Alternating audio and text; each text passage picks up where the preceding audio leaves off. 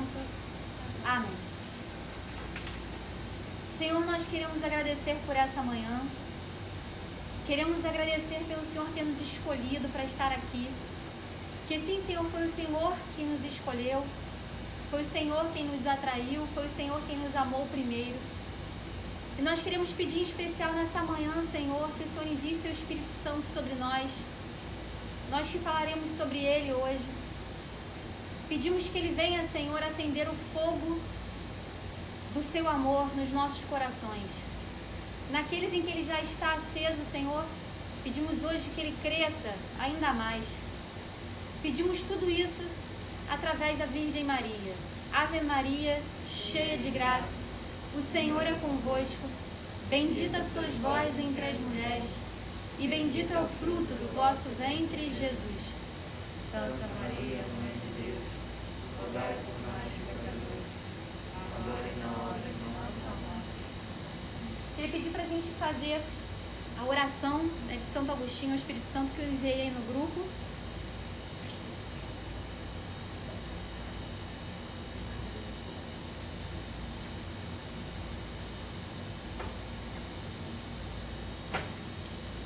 Vamos lá, quem está aí. Respirai em mim, ó Espírito Santo, para que seja santo o meu pensar. Impeli-me, ó Espírito Santo, para que seja santo o meu agir. Atraí-me, ó Espírito Santo, para que eu ame o que é santo.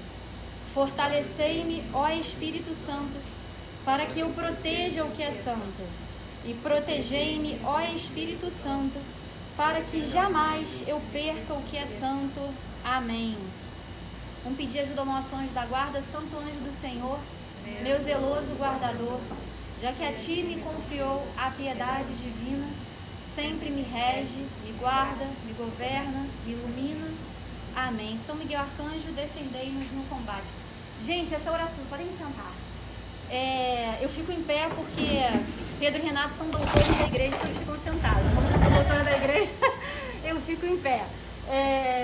Brincadeira, gente, eu sou meio ansiosa, eu tenho que andar. Essa oração que eu mandei pra vocês veem até que ela tá meio amareladinha, porque eu herdei da minha avó. Eu herdei várias orações da minha avó. Vocês veem como as orações são preciosas, né? E elas vão passando. Essa foi uma delas e eu comecei a fazer, sem saber quem era Santo Agostinho, sem saber direito o que era o Espírito Santo, mas comecei a fazer ela todos os dias. Você vê como Deus atrai a gente, né? E fui fazendo, e eu devo muito a essa oração na minha vida. Então, gente, eu queria que a gente hoje começasse lendo as palavras. A gente vai ler as palavras da Bíblia, que são da aula de hoje. Logo depois, enquanto a gente for falando, lendo aí as perguntas do compêndio, a gente vai voltar ao que a gente leu nas palavras, tá bom? Então, tem um papelzinho meio amassado que eu não tenho, mas tá valendo. Só pra não ficar abrindo meu celular. Vamos lá.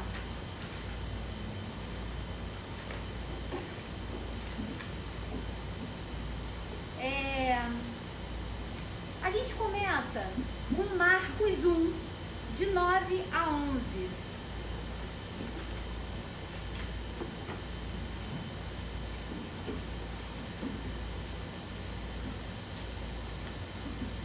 Alguém quer ler?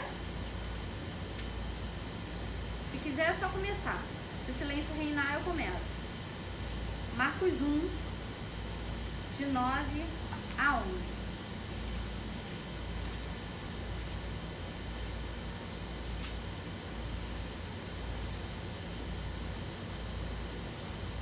Lá vou eu então. Ora, naqueles dias veio Jesus de Nazaré da Galileia e foi batizado por João no Jordão. No momento em que Jesus saiu da água, João viu os céus abertos e descer o Espírito em forma de pomba sobre ele. E ouviu-se dos céus uma voz: Tu és o meu filho muito amado, em ti eu ponho a minha afeição. A gente vê aqui nesse trecho a primeira manifestação aí da Trindade completa. Por quê? Porque a gente tinha Jesus ali sendo batizado, segunda pessoa da Santíssima Trindade. A gente ouve o Pai falando, esse é meu filho muito amado, e a gente vê o Espírito em forma de quê? De pomba, que é o quadrinho que eu trouxe ali. A gente vê, então, aí, essa manifestação da Santíssima Trindade, completa, né, pela primeira vez no batismo de Jesus. A passagem que eu vou falar agora não está aqui, mas ela mostra uma outra manifestação da Trindade, que é lá na transfiguração de Jesus. Deixa eu botar aqui, ver aqui minha cola, em Mateus 17. Vocês não precisam abrir tudo, tá? Quem tiver facilidade abre.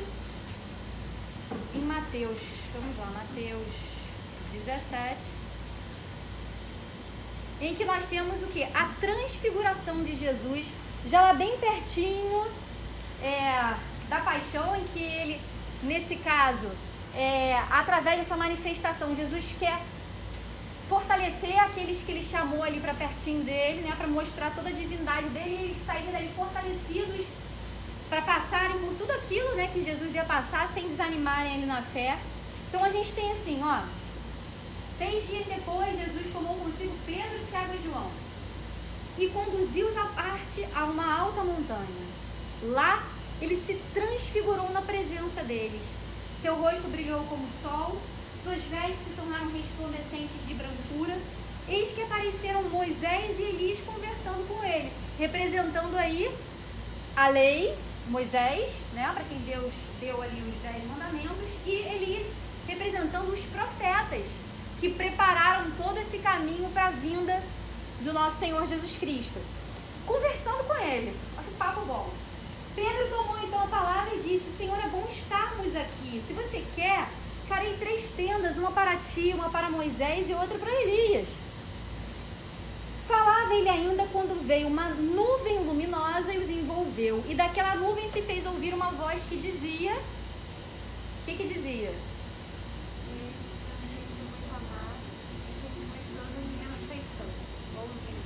Então, nesse caso a gente está ali vendo Jesus que se transfigurou, mostrou ali toda a sua divindade. A gente viu o Espírito Santo representado por essa nuvem luminosa, a gente vai ver no compêndio, que é uma dos símbolos dele. E depois a gente ouve mais uma vez o Pai falando: esse é meu filho, em quem eu coloquei toda a minha afeição. Ouvi-o. Então, a gente começa aí com essa manifestação da Trindade. Porque quem é o Espírito Santo? Se chegasse uma pessoa, se chegasse uma criança para vocês e perguntasse assim: quem é o Espírito Santo? Estivesse rezando, você está lá feliz com a sua oração de Santo Agostinho, que a professora da Saia Massada levou, aí você, vinde Espírito Santo. Aí a criança pergunta assim: mas quem é Espírito Santo? O que vocês iam responder? É Deus. O que você ia responder? Também? O amor do Pai e do Filho. O que mais? O que vocês responderiam? Alguém responderia uma coisa diferente? O que os nossos doutores da igreja responderiam aqui? A terceira pessoa da Santíssima Trindade, certo? Porque é exatamente isso. Ele é Deus. Ele é o amor do Pai e do Filho. E ele é a terceira pessoa da Santíssima Trindade. Vocês já devem ter falado algumas vezes aqui sobre a Santíssima Trindade. Sobre o nosso Deus, que é um só em 3 pessoas: Pai, Filho e Espírito Santo. Dentro desse mistério, Santo Agostinho, naquela passagem clássica, andando, pensando o que é a Santíssima Trindade, aparece aquele menininho tentando botar toda a água do mar num buraco da areia. Santo Agostinho fala: mas é impossível isso. Aí o que o menino responde para ele? Impossível é você entender o mistério da Santíssima Trindade. Depois ele some, ele viu que era um anjo. Porque algumas coisas a gente não vai ter a total compreensão aqui, mas cabe a nós, como filhos de Deus e filhos da igreja, nos entregar aí em total confiança, ao mistério. Então, ele é essa terceira pessoa da Santíssima Trindade. É Deus e é o amor do Pai e do Filho. Tem uma outra frase dele que diz, o Pai é o que ama, o Filho é o amado e o Espírito Santo é o amor. Então vamos lá. A gente leu as passagens que falam sobre essa manifestação da Santíssima Trindade. Eu mudei de ideia, a gente não vai ler todas as passagens de uma vez. A gente vai para o compêndio, porque senão depois, quando a gente lê, a gente já falou de tudo. Então, peraí. Compêndio 136.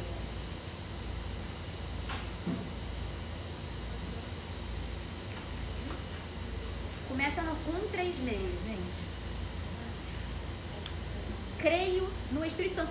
Então, assim, a partir do que a gente falou, como a gente está aqui, né, dentro do quê? Do credo, um dos 4 pilares do catecismo. O que a gente vai ver aqui? O credo, sacramentos, mandamentos e oração do Pai Nosso. Dentro desses 4 pilares, a gente vai concluir o nosso curso inteiro. E a gente está no primeiro, que é o credo. Então, nesse trechinho, creio no Espírito Santo. Quando a gente diz que a gente crê no Espírito Santo, a gente está dizendo o quê? Que a gente crê em Deus. Então, vamos lá. 136. Aí eu vou pedir para vocês me ajudarem lendo as respostas, tá? 1. O que quer dizer a igreja quando professa eu creio no Espírito Santo? Crer no Espírito Santo é professar a terceira pessoa da Santíssima Trindade. Procede do Pai e do Filho, e adorado e glorificado com o Pai e o Filho. O Espírito foi enviado aos nossos corações, a fim de recebermos a nova vida de filhos de Deus. Então, olha só que bonito. Ele fala aqui que quando a gente crê no Espírito Santo, quando a gente diz eu creio no Espírito Santo, a gente está professando a terceira pessoa da Santíssima Trindade.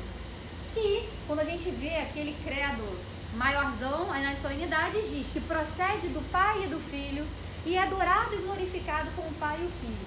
E ele fala aqui que, citando uma carta de São Paulo, que ele foi enviado aos nossos corações para que a gente receba a nova vida de filhos de Deus. Então a gente já viu em que momento da nossa vida que a gente se torna de criatura de Deus e a gente se transforma em filhos de Deus. Qual é esse momento? Batismo. É o batismo. Então, a gente vê que ele é derramado nos nossos corações pela primeira vez no batismo. Aí o catecismo ele vem dizer isso pra gente aqui. Eu vou pedir pra gente pegar o 683 e o 684.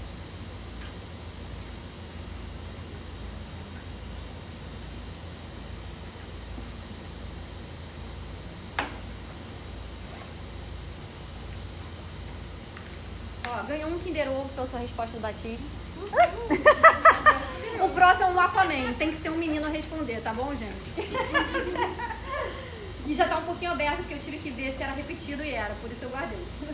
Ah, toma sua pazinha. Senão você não consegue comer. Puxa ela aqui, ó. Mas eu só tinha um. O próximo é um menino que gosta do Aquaman, tá? Por favor. Hã? Eu sou Ana Luísa. Sou aí eu não te conheci, eu também te conheci. Eu sou da Trindade Shalom. Que legal, é verdade. Tadinho, eu vi várias vezes. Meus sentimentos. A minha primeira experiência com Deus foi quando você pegar. Rapaz, fala que eu vou chorar agora. E eu te conheci. É mesmo? Poxa, que legal. Vamos conversar de novo um pouquinho. Eu até perguntei aqui no grupo, falou, gente... Ó, gente, ele ganhou um Aquaman, desculpa.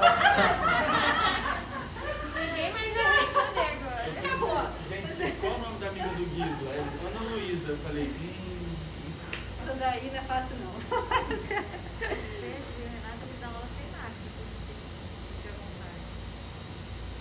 Vocês não se sentiam à vontade? Então tá. Mas é porque eles sentam, né? Eu fico transitando. Não, Enfim, gente, o Renato eu tive há ama 2 também. meses, tá? Eu não posso estar de novo. Não agora. Talvez se eu voltar. Alguém se sente um pouquinho incomodado? Pode falar, sabe? Porque eu me sinto várias vezes. Não. Vamos lá. Ah, porque não viu meu sorriso. Mas vamos lá. Onde é que a gente estava? Eu até me perdi. Qual é o seu nome? Igor. Obrigada, Igor. Da nova experiência de filhos de Deus. Então a gente vai aqui, ó, pro 683 a 747. Olha aqui o que diz o 683. Por quê? Porque eu parei nesse trechinho da pergunta aqui do compêndio que fala assim, ó, o Espírito é derramado nos nossos corações a fim de recebermos a nova vida de filhos de Deus. Aí a gente vê aqui, olha, no 683, ninguém pode dizer Jesus é o Senhor a não ser no Espírito Santo. Tem uma seita aqui que usa essa frase bem grandona, né? Que diz Jesus Cristo é o Senhor. Mas eles não sabem que a gente é esperto, que eles estão querendo dizer que eles estão no Espírito Santo, mas a gente é esperto, a gente sabe que o demônio conhece muito bem a palavra de Deus. Já, inclusive tentou Jesus no deserto tantas vezes usando ela própria, certo? Mas o que a gente está colocando aqui, ó, o que o catecismo coloca pra gente, ninguém pode dizer que Jesus é o Senhor a não ser no Espírito Santo. E aí depois ele fala um pouquinho mais para baixo, olha, Deus enviou aos nossos corações o Espírito de seu Filho que clama, Abba, ó Pai. Este conhecimento de fé só é possível no Espírito Santo. Então, se vocês aqui já tiveram uma experiência com Cristo, se vocês aqui conhecem de alguma forma o Pai e conhecem o Filho, vocês devem ser extremamente gratos ao Espírito Santo. Porque foi Ele que de alguma forma atraiu, foi Ele que de alguma forma mostrou isso para vocês. Então, no mínimo nos nossos corações, claro que vocês não precisam falar isso alto, mas nesse momento, se vocês tiveram essa experiência, vocês nos corações de vocês possam dizer agora, obrigado, Espírito Santo. A gente às vezes fala muito com o Pai, às vezes a gente fala beça com Jesus e a gente esquece de falar com o nosso santificador, de agradecer. A gente vai experimentando os frutos e a ação dele na nossa vida, mas a gente esquece de agradecer e de falar com ele. Então ele fala aqui, olha, para estar em contato com Cristo, é preciso primeiro ter sido tocado pelo Espírito Santo. Então, se vocês estão em contato com o Cristo, aqui, por exemplo, vocês foram tocados pelo Espírito Santo. A gente está hoje falando sobre aquele que tocou vocês para estarem aqui, que em algum momento também me tocou na minha vida, que deu a ideia maluca do Pedro de me chamar para dar aula aqui.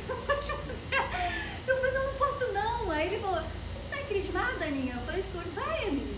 Vai, gente. Alguns anos atrás, foi o Espírito Santo que lhe dá umas ideias malucas também, né? E graças às maluquices do Espírito Santo, estamos todos por aí, nas missões que Deus confia a gente. Então ele fala aqui, ele nos precede. A gente se acha espertinho, mas ele vem antes da gente. E suscita em nós a fé. Se você pode começar, a gente começa o credo. Qual é a primeira coisa que a gente fala no credo? Creio. Se a gente ficar no creio, se você fala creio, se você pode crer, você tem que agradecer ao Espírito Santo, porque é ele que suscita em nós a fé. Se você tem a fé, foi o Espírito Santo que fez essa obra na sua vida. E aí depois ele fala aqui, por nosso batismo, o primeiro sacramento da fé, nos é comunicada intimamente e pessoalmente a fé pelo Espírito Santo.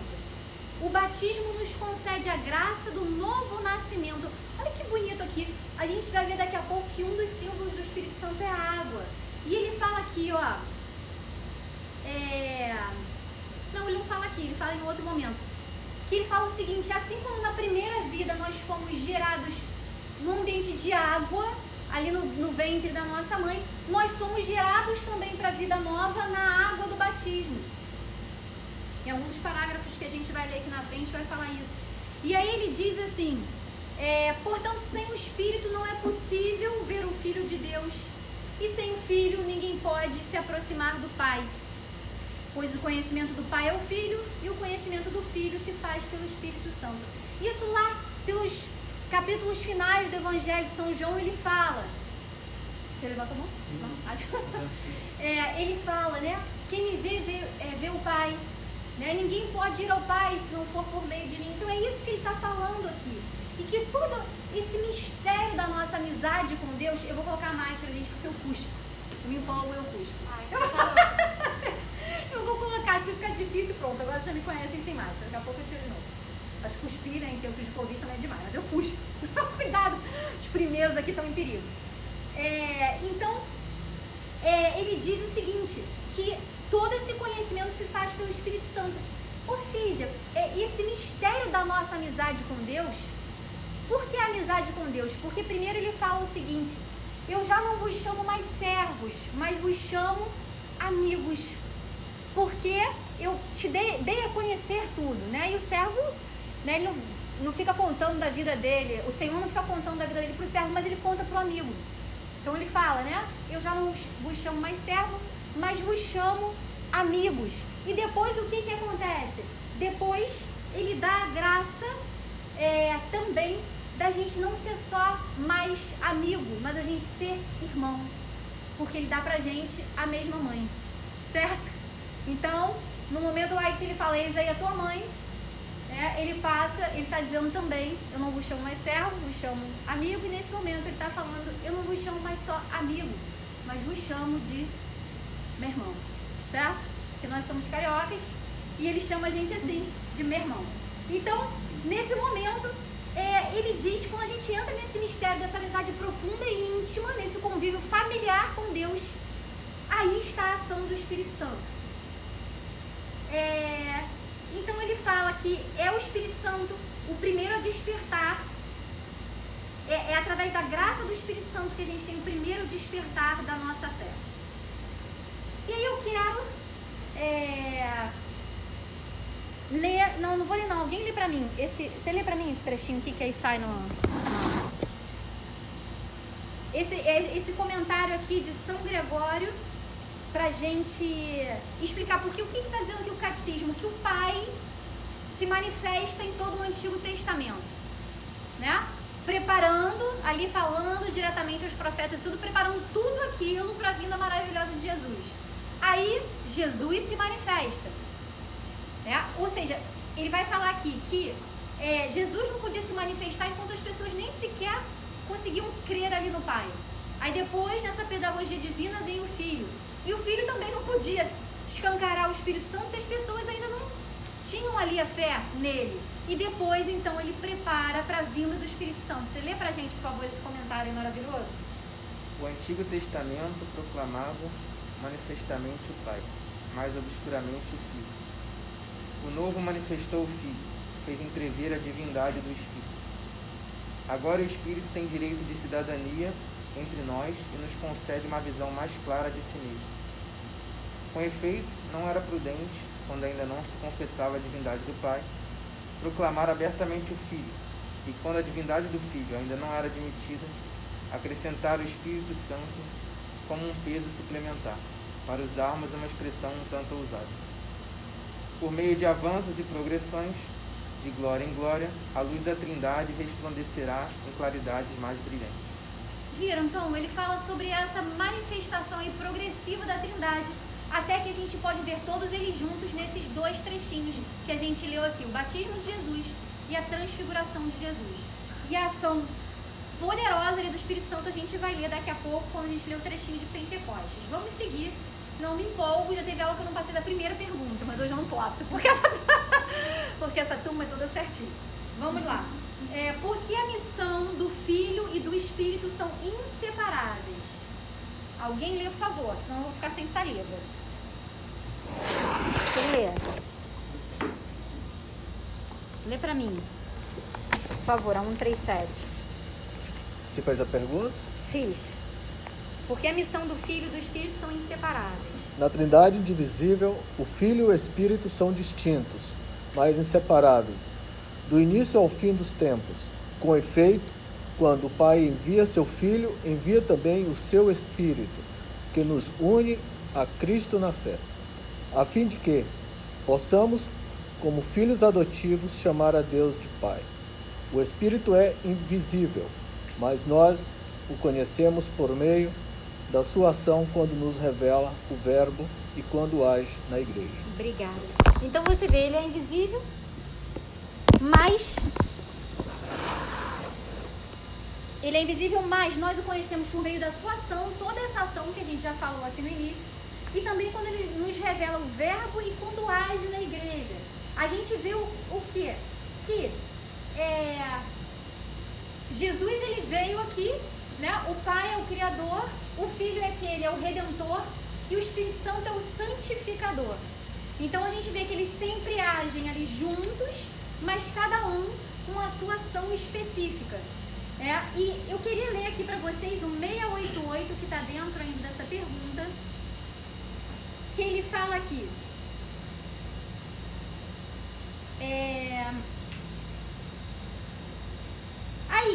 igreja, comunhão viva na fé dos apóstolos que ela transmite, é lugar de nosso conhecimento do Espírito Santo. Né? Como que a gente o conhece? Aí ela fala aqui, nas escrituras que ele inspirou. Então a gente sempre fala o quê? Que as escrituras são o quê? Um livro inspirado. Inspirado por quem? Pelo Espírito Santo. Então a gente conhece ele através das escrituras. Segundo, na tradição, da qual os padres da igreja são testemunhas sempre atuais. Terceiro, no magistério da igreja que ele assiste. Depois, na liturgia sacramental, por meio de suas palavras, de seus símbolos, na qual o Espírito Santo nos coloca em comunhão com Cristo. Na oração, no qual ele intercede por nós. Né? São Paulo falou que a gente não sabe tantas vezes orar como convém, mas que o Espírito vem em nosso auxílio. Por isso que é tão importante a gente pedir o Espírito Santo. Porque a gente tem uma coisa meio doida, né? Que, como meu filho diz, o mauzão fica pegando a gente. Que é o seguinte, às vezes as pessoas falam, não, esse negócio de ficar citando a palavra, não sei o que, é coisa de protestante. Claro que não, gente, a palavra é nossa. A gente não pode deixar eles levarem, né? Não pode deixar, não vou ficar citando toda hora a palavra. Por que não, gente? Meu Deus do céu. Né? Outra coisa é o Espírito Santo. Aí as pessoas falam, não, porque esse negócio de ficar pedindo o Espírito Santo é coisa dos pentecostais. Gente, a gente tem que pedir o Espírito Santo. Deus deu ele pra gente. Né? Sem medo. É muito ruim a pessoa que fica, não sei o que, com todo o resto vazio. Mas Deus dá pra gente a graça na igreja e através da formação, da gente ao mesmo tempo ter a teoria e ao mesmo tempo a gente ter a unção. Por que desprezar uma coisa tão maravilhosa de Deus e que transformou toda a nossa história, desde o Antigo Testamento, no Novo Testamento também? Não podemos. Então ele diz aqui, na oração, no qual ele intercede por nós. Se a nossa vida de oração está fria, a gente tem que pedir o Espírito Santo. Se a gente quer... Teve uma vez que um aluno falou, mas eu não consigo entender. Eu fico lendo as escrituras, eu não consigo entender. Eu falei, mas você já pediu o Espírito Santo? Oi. E ele falou, não. Eu falei, então pede. Né? Quando a gente fala assim... Quando a gente fala... tem uma passagem que fala, né? O Senhor abriu os meus ouvidos, não lhe resisti nem voltei atrás. A gente pode pedir ao Senhor para ele abrir os nossos ouvidos, se a gente não consegue compreender uma palavra proclamada, por exemplo. Né? Então a gente precisa resgatar esse pedido do Espírito Santo na nossa oração, porque ele está também na oração. Aí outra coisa que fala, nos carismas e nos ministérios, pelos quais a igreja é edificada. Os carismas são dons especiais do Espírito Santo, que ele nos dá para o serviço. Nenhum é para edificar a própria pessoa, são todos eles para edificar a igreja. Nos sinais de vida apostólica e missionária, no testemunho dos santos, no qual ele manifesta a sua santidade e continua a obra da salvação. Gente, não existe santo que não seja cheio do Espírito Santo. Então, se Deus criou a gente para a santidade, a gente precisa que o Espírito Santo faça essa obra em nós. Se a gente não der acesso a ele, se a gente não pedir, se a gente não clamar, ele não vem. Então é uma coisa que a gente precisa ir resgatar. Vamos lá, quais são as denominações do Espírito Santo? Alguém leia aí pra mim, por favor, a 138. Ih, gente, olha eu pegando. Peraí. 138, por favor. Espírito Santo é o nome próprio da terceira pessoa da Santíssima Trindade. Jesus o chama também de Espírito Paráclito, Consolador, Advogado e Espírito de Verdade.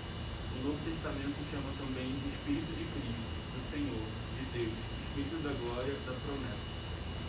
São quase todas as denominações que a gente tem do Espírito Santo na palavra.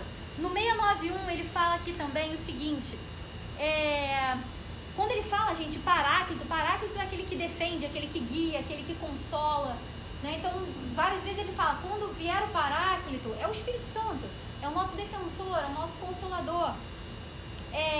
E ele fala aqui, o Espírito Santo é o nome próprio daquele que adoramos e glorificamos, com o Pai e o Filho. Eu estou no 691. A igreja o recebeu do Senhor e o professa no batismo de seus novos filhos. O termo espírito traduz o termo hebraico ruá. Tem algumas músicas que falam ruá, ruá, é o Espírito Santo. Em qual, em seu sentido primeiro, significa sopro, ar, vento. A gente vê que o Espírito Santo, ele é um presente, né, que vem da ressurreição de Cristo, dessa vitória de Cristo sobre a morte e sobre o pecado. Se o salário do pecado é a morte, essa vida nova em Cristo, ela vem acabar com a vida de pecado. Então a gente vê na primeira passagem de São João sobre a ressurreição, que Jesus vem e sopra sobre os discípulos, e ele diz: recebei o Espírito Santo. Então ele sopra, ele fala desse sopro. Por isso que o catecismo diz pra gente aqui sobre o ruá, que significa sopro, ar, vento. Jesus fala: o Espírito sopra onde quer, né? Mais uma vez falando sobre esse vento. E uma coisa interessante sobre a ressurreição, sobre esse mesmo trechinho de São João, que eu não sei se vocês já repararam, é que depois que ele sopra, né, e fala receber o Espírito Santo, depois ele fala: a quem perdoardes os pecados serão, e a quem retiveres serão retidos. E aí ele está dando aí a origem do quê? Do sacramento da confissão. Sacramento da confissão. Olha que bonito, né? O primeiro sacramento é instituído depois do ressuscitado. Por quê? Porque não existe vida nova sem a confissão, né? Que também é um dos sacramentos chamado de sacramento de mortos. Por quê? Porque mortos podem receber, pessoas com a alma morta, pessoas que estão ali em pecado mortal, elas podem receber. E para elas volta o quê? A vida no Espírito. Então, vocês veem como essa vida nova está ligada, de Cristo está diretamente ligada também à nossa vida nova. Então ele dá a confissão e ele sopra o Espírito Santo sobre nós. 139. Com que símbolos se representa o Espírito Santo?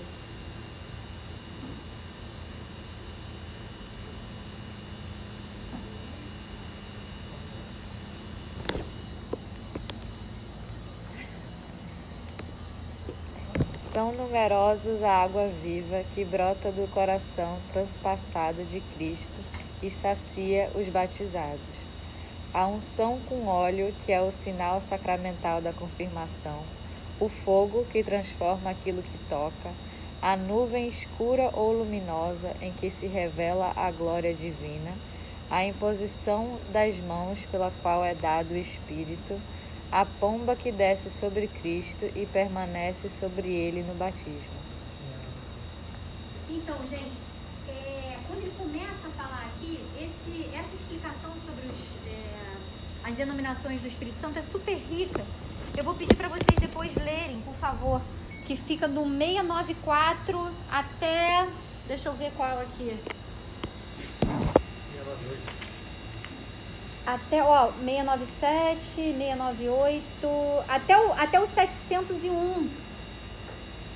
Ela é riquíssima e ela fala sobre, então, detalhadamente sobre isso. É aqui que fala da água, que fala que a gente é gerado, né, na água, no ventre das nossas mães, e que essa vida nova, né, que a gente recebe do Espírito, né, de Deus, né, através ali do batismo, também é na água. Depois ele fala sobre essa unção, sobre o óleo, especialmente a gente lembra do sacramento da crisma, que vocês todos vão receber. O fogo, olha que bonito, enquanto a água significa o nascimento e a fecundidade da vida no Espírito, o fogo simboliza a energia transformadora dos atos do Espírito Santo. Jesus, ele disse o quê?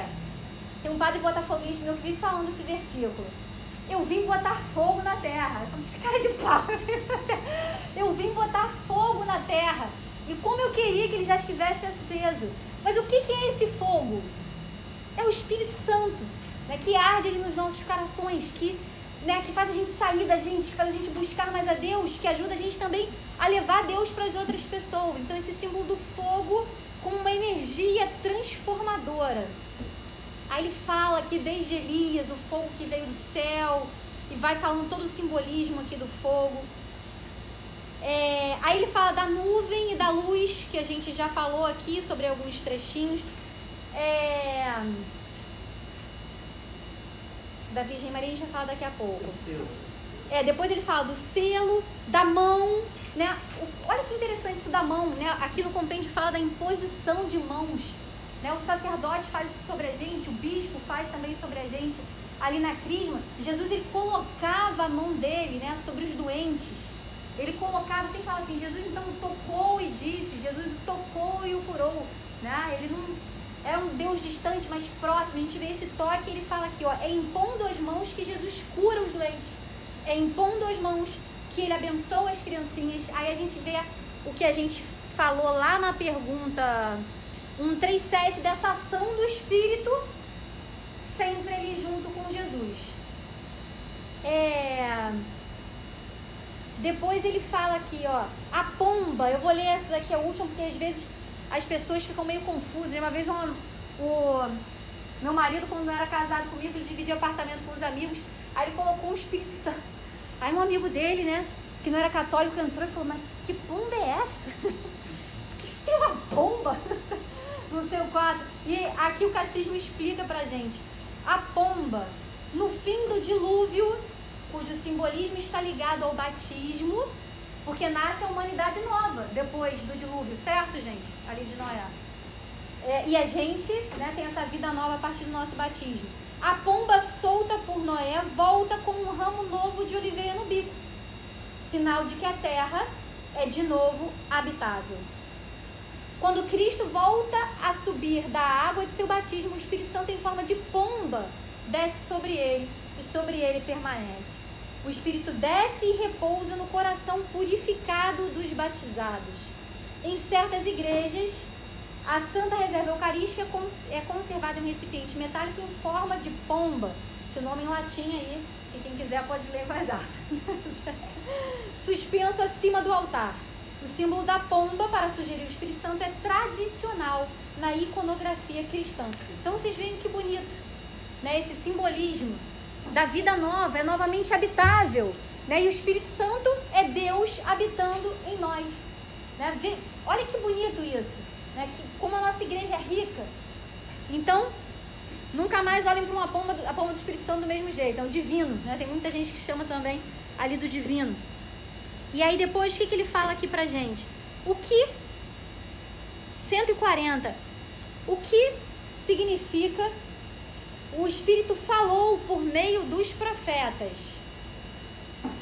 Gente, isso é simples, não vou nem falar para ninguém ler. O que acontece? Ele fala que profeta é todo aquele que é inspirado pelo Espírito Santo para falar em nome de Deus. O Espírito dá às profecias do Antigo Testamento o pleno cumprimento em Cristo. Quantas vezes, eu vou desafiar vocês agora, cada vez que vocês ouvirem a palavra, lerem os evangelhos, quantas vezes a gente fala assim, então, para que se cumprisse a Escritura, e a gente vai vendo que tudo aquilo que foi predito no Antigo Testamento vai se cumprindo em Cristo. E ele está falando, a gente já leu aqui, né, no parágrafo em que a gente fala sobre a ação do Espírito Santo 688, sobre essa ação do Espírito Santo durante todo o Antigo Testamento. E aí ele fala aqui e falamos das Escrituras também inspiradas. Então ele falou por meio do profeta, porque os profetas eram inspirados por quem? Pelo Espírito Santo. Aí vamos lá, 141. O que realiza o Espírito Santo em João Batista? Quem está com o compêndio está ferrado. Vai ler toda a aula. O Espírito Santo enche João Batista, o último profeta do Antigo Testamento, o qual, sob a sua ação, é enviado a preparar um povo bem disposto para o Senhor e anunciar a vinda de Cristo, Filho de Deus, aquele sobre o qual viu descer e permanecer o Espírito, aquele que batiza com o Espírito. Olha só que coisa bonita. O Espírito Santo, obrigada, enche São João Batista, o último profeta do Antigo Testamento. Por quê? Logo depois dele, quem nasceu? Jesus, né? Quando o anjo anuncia para Maria, ele não diz que Isabel está grávida, ela estava grávida de 6 meses de quem? De São João Batista, exatamente. Então, assim, São João Batista, ele é cheio do Espírito Santo, porque ele veio preparar, é o finalzinho ali, né? É o último profeta do Antigo Testamento, veio preparar a vinda de Cristo, como a gente tem no cântico Benedictus, né? Que se faz todos os dias nas laudes. E que coisa bonita, olha só, o Espírito Santo, São João Batista, ele é cheio do Espírito Santo desde o quê? Desde o ventre da mãe dele. Desde o ventre da mãe. As mulheres grávidas podem pedir o Espírito Santo sobre os bebês delas. Desde pequenininhos, ali, meu bebê já seja cheio do seu Espírito. Podem pedir por ele. E olha que coisa bonita, a gente vai falar agora de Maria. E a gente vê o que? Nesse trechinho de São João Batista mesmo, que onde Nossa Senhora passa é Pentecostes. Como ela é sempre cheia do Espírito Santo, sempre cheia do Espírito Santo, por quê? Ela nunca pecou. Ela foi concebida sem pecado para que ela pudesse o quê? Gerar quem? Deus, Cristo, que nunca pecou. Né? Pelo fruto, a gente conhece a árvore, então para que ela pudesse dar esse bendito fruto, ela também foi preservada, né, do pecado original.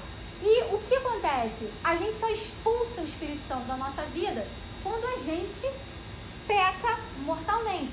E deixa ele bem fraquinho quando a gente está cheio de pecados veniais. Né? Nossa Senhora nunca pecou, nunca teve um pecado nem mesmo venial. Então o que acontece? Ela sempre está cheia do Espírito Santo.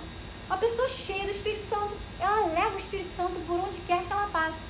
Então, a Virgem Maria, onde ela passava, era Pentecostes. Porque ela estava ali sempre cheia do Espírito Santo, sempre levando a gente para Jesus. Então, ela visita Isabel. E aí, o que a palavra nos diz? Que São João Batista estremeceu através dessa presença ali do Espírito Santo. Que Santa Isabel, cheia do Espírito Santo, falou, né? Bendito sois vós entre as mulheres, bendito é o fruto do vosso ventre. Jesus. E aí, a gente vê lá em Simeão, na apresentação de Jesus no templo, também cheio do Espírito Santo. Depois a gente vê finalmente Pentecostes. Mas vamos ver aqui direitinho, 1:4:2. Qual é a obra do Espírito Santo em Maria?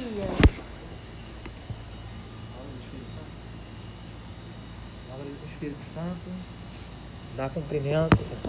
O Espírito Santo dá cumprimento em Maria às expectativas e preparação do Antigo Testamento para a vinda de Cristo, de maneira única, e enche de graça e toma a sua virgindade fecunda para dar a luz ao Filho de Deus encarnado. Faz dela mãe do Cristo total, ou seja, de Jesus cabeça e da Igreja seu corpo. Maria está presente entre os 12 no dia de Pentecostes, quando o Espírito inaugura os últimos tempos com a manifestação da Igreja. Obrigada. Gente, olha só, a obra do Espírito Santo em Maria, ela é plena. Né? Tem uma oração que a gente fala, ela é plena porque, como ela não tem pecado, a ação do Espírito Santo não tem barreiras, não tem impedimentos na vida dela. Por isso que ela é sempre totalmente cheia do Espírito Santo. Tem uma passagem, tem uma oração que fala: vinde Espírito Santo, vinde por meio da poderosa intercessão do Imaculado Coração de Maria, vossa amadíssima esposa. Ela é esposa do Espírito Santo. Né? E tem um outro trecho que fala assim: assim como a esposa é a alegria do marido, né, você será a alegria do seu Deus. Nossa Senhora, ela é a alegria do Espírito Santo. Ela é a alegria do Espírito Santo, porque ali ele pode realizar tudo em plenitude. Se a gente pensa assim, gente, mas Deus, ele criou a humanidade para ser como? Como Nossa Senhora. Né? Ok que é para a gente ser outros Cristos, mas Jesus, ele é verdadeiramente homem e verdadeiramente Deus. Mas Nossa Senhora é completamente humana, né? Apesar de ter sido dada a ela essa graça imensa para que ela pudesse gerar ali Cristo. Então, a gente vê o que é que, né, a Maria é a alegria do Espírito Santo, porque nela ele não tem barreiras. E que, assim, a gente pensa, o que Deus fez a humanidade para ser como Maria? Se a gente quer um exemplo, né, um protótipo, né,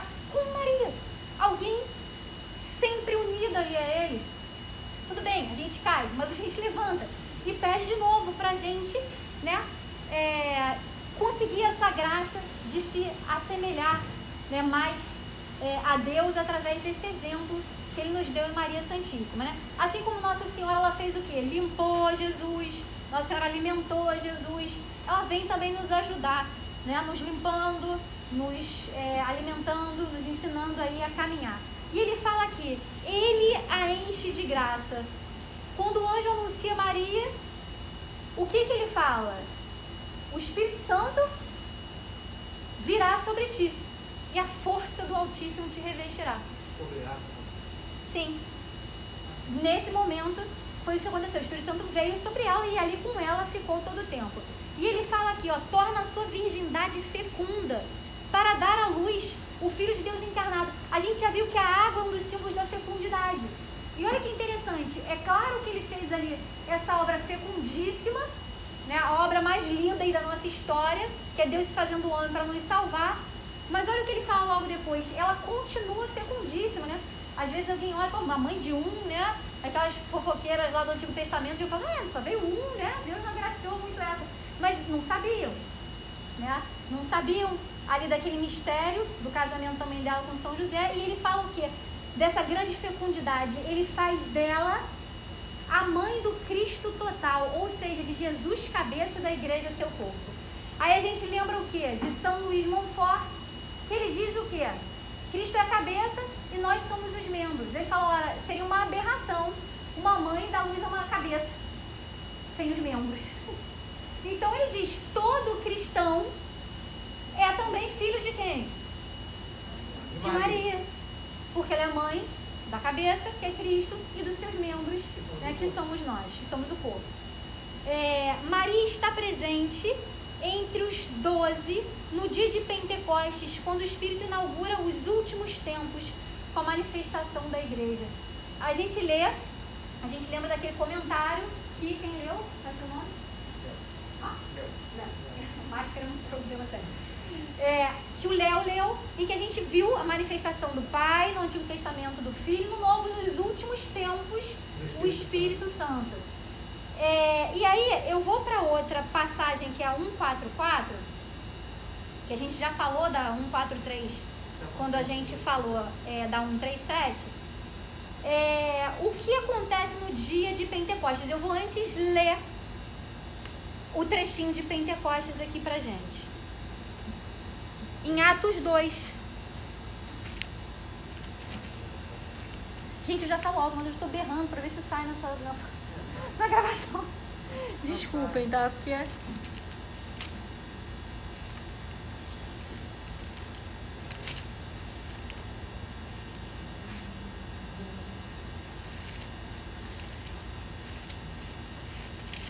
Atos 2.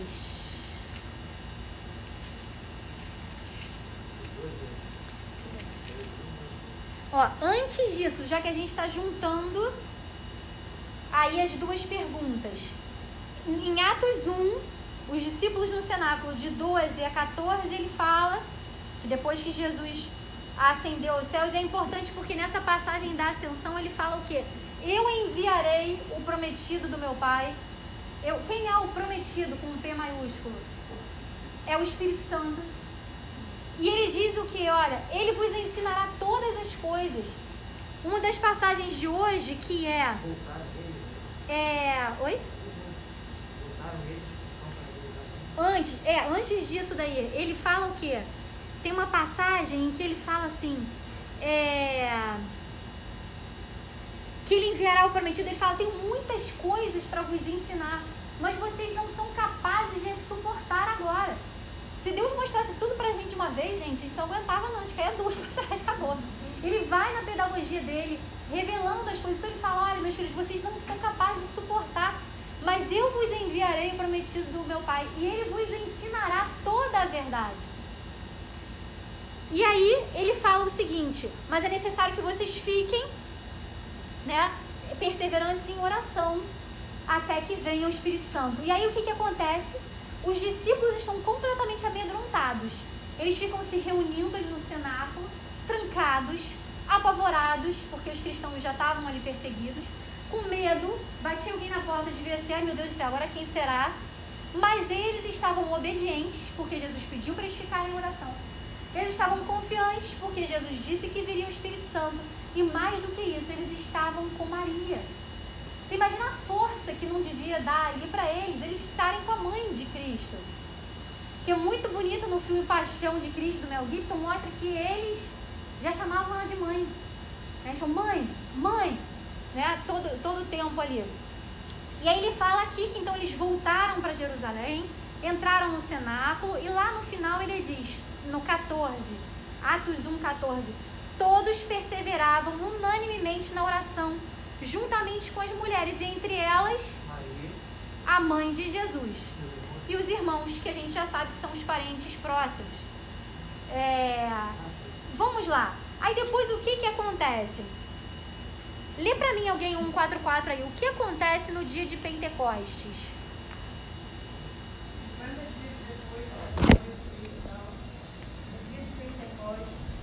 Jesus Cristo glorificado derrama em profusão o Espírito e o manifesta como pessoa divina, de modo que a Trindade santa e plenamente revelada. A missão de Cristo e do Espírito torna-se a missão da Igreja, enviada para anunciar e difundir o mistério da comunhão trinitária. Gente, eu fico até arrepiada com isso. Olha só. Olha que coisa bonita isso. A missão de Cristo e do Espírito se torna a missão da Igreja. A nossa missão. Ele falou, agora é com vocês. Ir por todo mundo e pregar o Evangelho. Tem um trechinho, vou mandar até uma matéria que tem aqui, que é até no site da Shalom, que fala, o pregador lá do Papa, o Raniero Cantalamessa, ele fala o seguinte, nós somos cristãos, somos chamados a ser outro Cristo, mas também nós somos chamados a ser outro Paráclito, de consolar as pessoas. Ele não é o consolador, a gente também é chamado a consolar as pessoas, né? Ele é o defensor, ele é o intercessor, ele é o advogado. A gente também tem essa missão no mundo, porque não existe consolação maior do que a gente ser amigo de Deus, do que a gente viver essa realidade maravilhosa de amizade com Ele. Nesses dias aqui? Eu estava aqui. Estava no último banco. Vocês viram, eu estava no primeiro, mas eu estava lá quietinha no último. Ele falou uma coisa muito bonita. Ele falou assim, ele falou, teve uma coisa que ele falou que foi o seguinte, a nossa missão, o meu dever não é entender, mas confiar. Quando as coisas não estão exatamente como a gente quer. Mas enfim, a gente tem essa missão também. Essa missão de Cristo e do Espírito, ela se torna a missão da igreja a partir de Pentecostes. Eles falam, a igreja foi fundada em Pentecostes. Não, Cristo ele já estava ali, ele já tinha fundado a igreja. Mas a ação verdadeira da igreja a gente vê através de Pentecostes. Aí eu vou pedir para alguém ler aqui o 2, que vai ser do 1. Atos 2, do 1 até... Você está aí com você? Então lê aqui pra gente, por favor. 2 do 1 até o 13. Chegando o dia de Pentecostes, estavam todos reunidos no mesmo lugar. De repente veio do céu um ruído, como se soprasse um vento impetuoso, e encheu toda a casa onde estavam sentados. Apareceu-lhes então uma espécie de línguas de fogo, que se repartiram e pousaram sobre cada um deles. Ficaram todos cheios do Espírito Santo, e começaram a falar em línguas, conforme o Espírito lhes concedia que falassem. Achavam-se então em Jerusalém judeus piedosos de todas as nações que há debaixo do céu. Ouvindo aquele ruído, reuniu-se muita gente e maravilhava-se de que cada um os ouvia falar na sua própria língua. Profundamente impressionados, manifestavam a sua admiração. Não são porventura galileus todos estes que falam? Como então todos nós os ouvimos falar, cada um em nossa própria língua materna? Partos, medos, elamitas, os que habitam a Macedônia, a Judéia, a Capadócia, o Ponto, a Ásia, a Frígia, a Panfilha, o Egito e as províncias da Líbia próximas a Cirene, peregrinos romanos, judeus ou prosélitos, cretenses e árabes, ouvimos-los publicar em nossas línguas as maravilhas de Deus. Estavam, pois, todos atônitos e sem saber o que pensar. Perguntavam uns aos outros, que significam essas coisas? Outros, porém, escarnecendo, diziam, estão todos embriagados de vinho doce. E aí o que acontece, gente? Olha só que coisa linda. A igreja estava lá, graças a Deus, obediente, apesar de estar com medo, escondida, trancada numa salinha, mas estava obediente, estava em oração, estava com Maria, unânimes em oração. Eles estavam ali, né? Não deixavam, né, o negócio desanimar, não deixavam esmorecer, estavam ali unânimes, firmes em oração, apesar do que? Da condição natural deles ser o quê? Medo. Vou sair, vão me matar. Ou seja, a nossa condição humana é assim, se alguém fala assim, gente, olha só, se a gente abrir essa portinha aqui, cara, sair por aí, vão matar a gente vai sentir o quê? De início, medo. Então eles estavam ali, vivendo aquela realidade humana, a gente sente isso, gente, se a gente não sentisse medo, a gente morria. Né? Sairia num precipício andando, é uma condição natural, humana. O que acontece na vinda do Espírito Santo? Na vinda do Espírito Santo, a nossa humanidade, ela é totalmente tomada por aquela divindade, que faz com que a gente supere limitações, que a gente supere o medo. Primeira coisa que ele leu pra gente, o que fala ali? O Espírito Santo veio sobre eles, né? A igreja nos diz, eu acho que aqui fala que é a hora terça.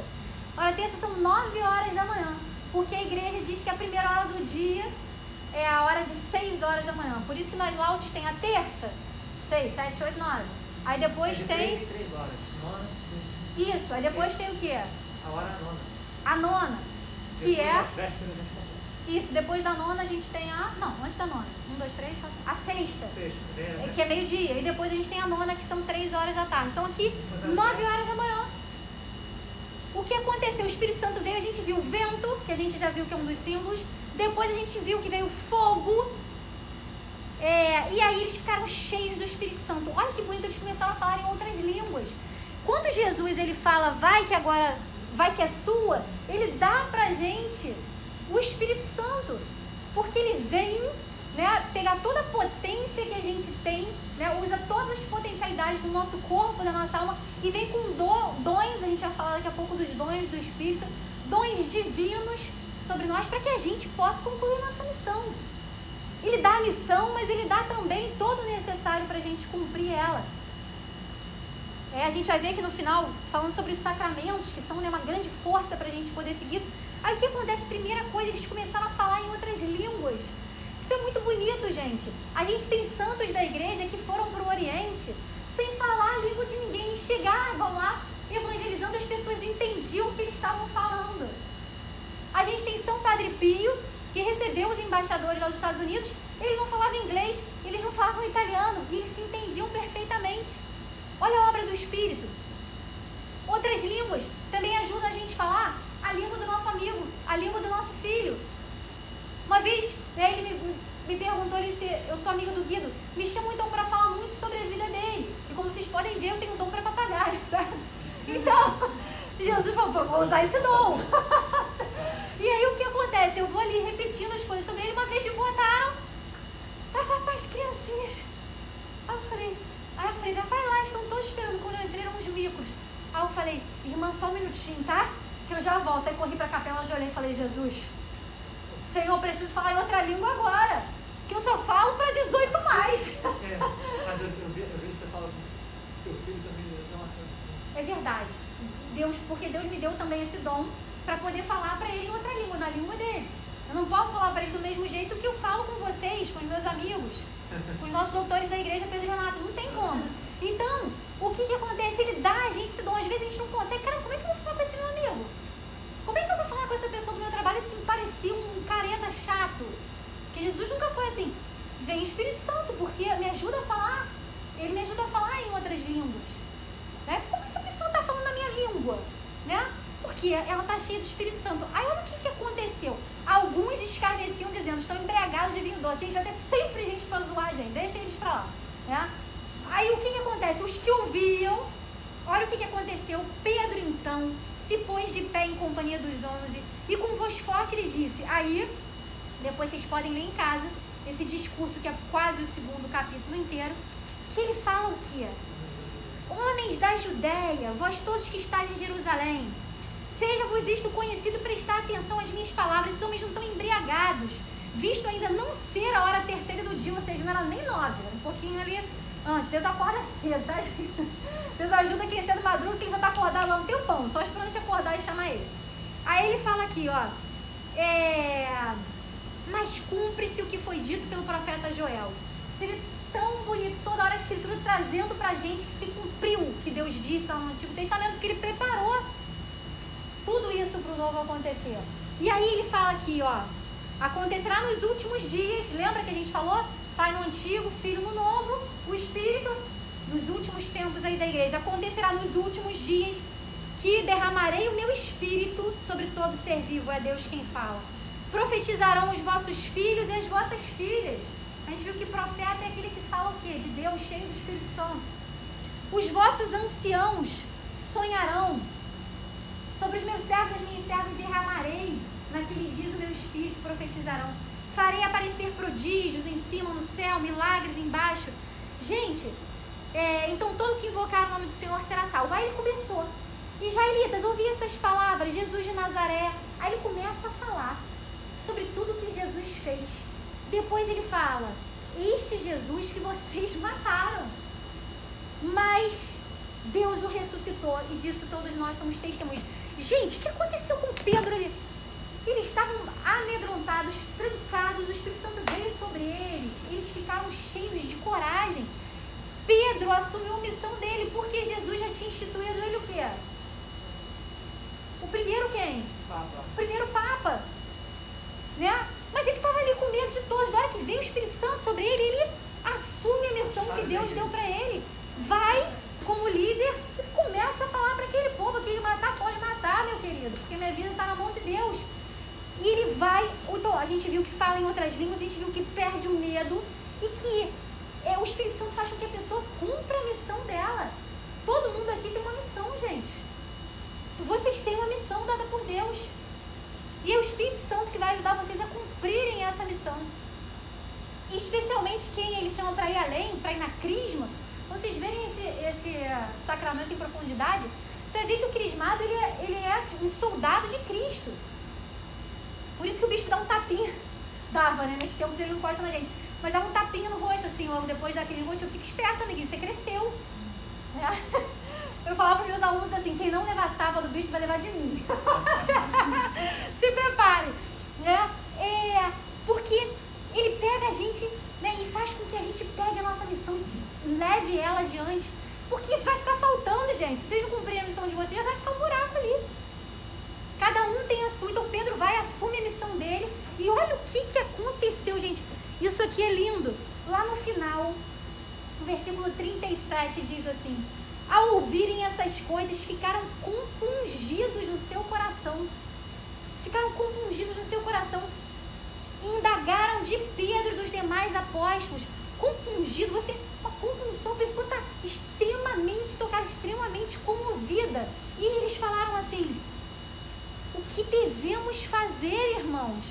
E Pedro lhe respondeu: arrependei-vos e cada um de vós seja batizado para a remissão dos vossos pecados e recebereis o dom do Espírito Santo. E aí o que acontece? Diz lá no último versículo: e naquele dia levou-se para mais ou menos 3.000 o número de adeptos.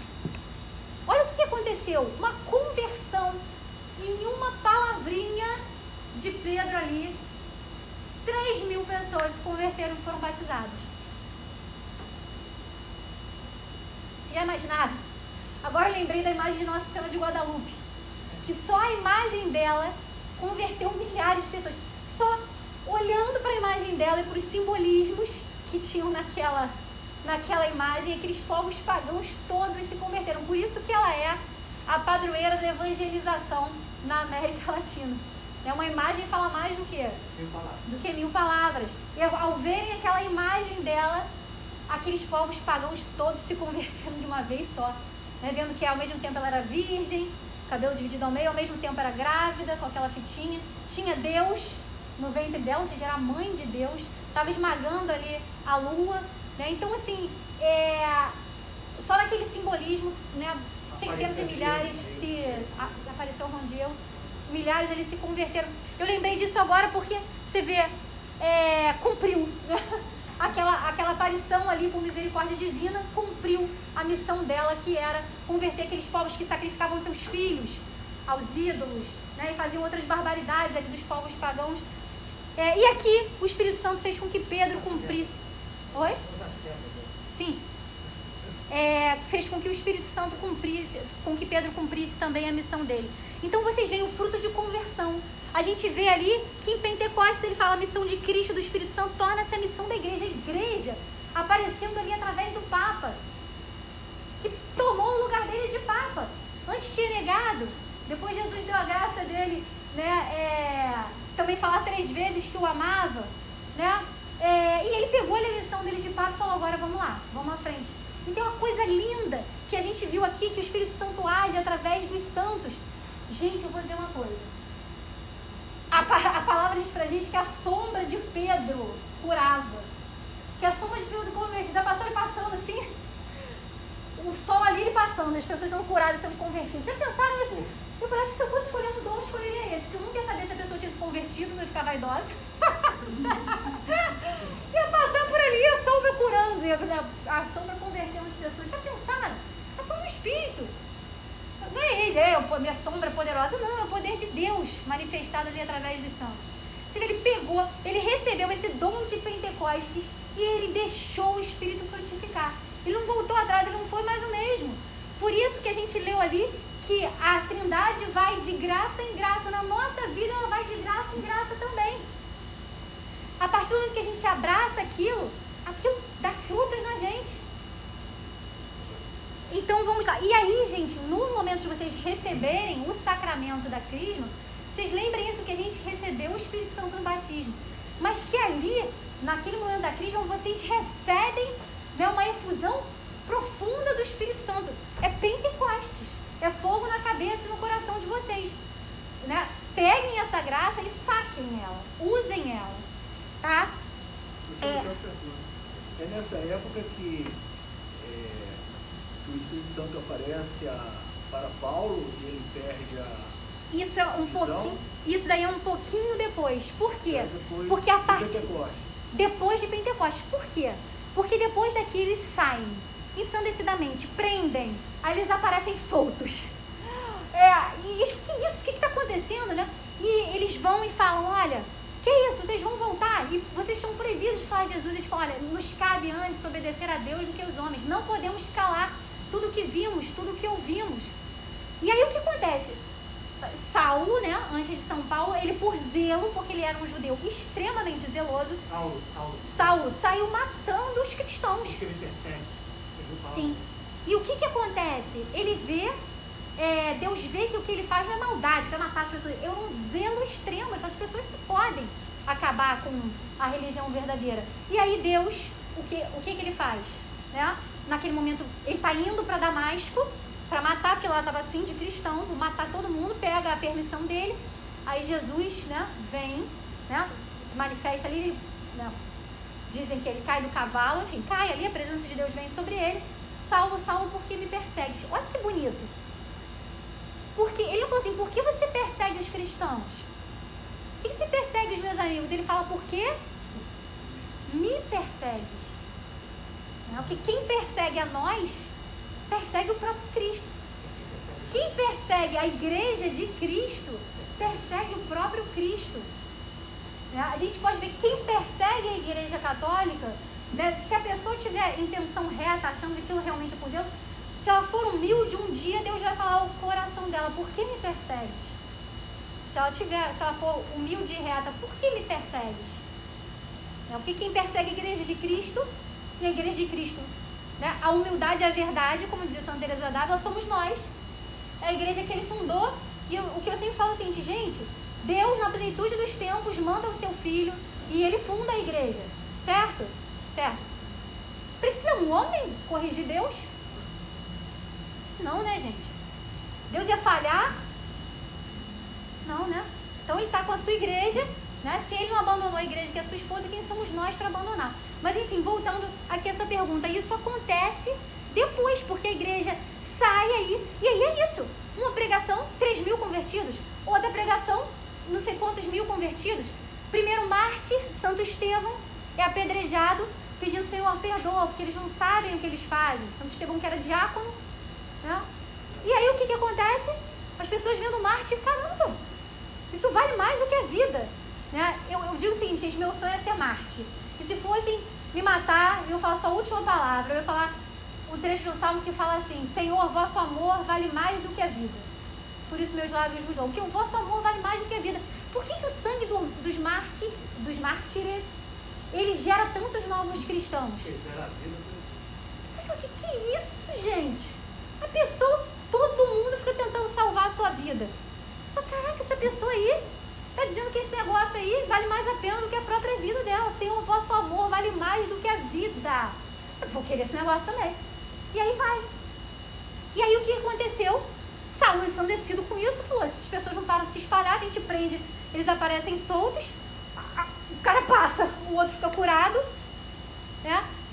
Outra ação, Pedro e João, vem um irmão de rua e pede uma esmola. Aí eles falam: não temos nem ouro ou prata, mas o que eu tenho eu te dou. Em nome de Jesus, levanta e anda.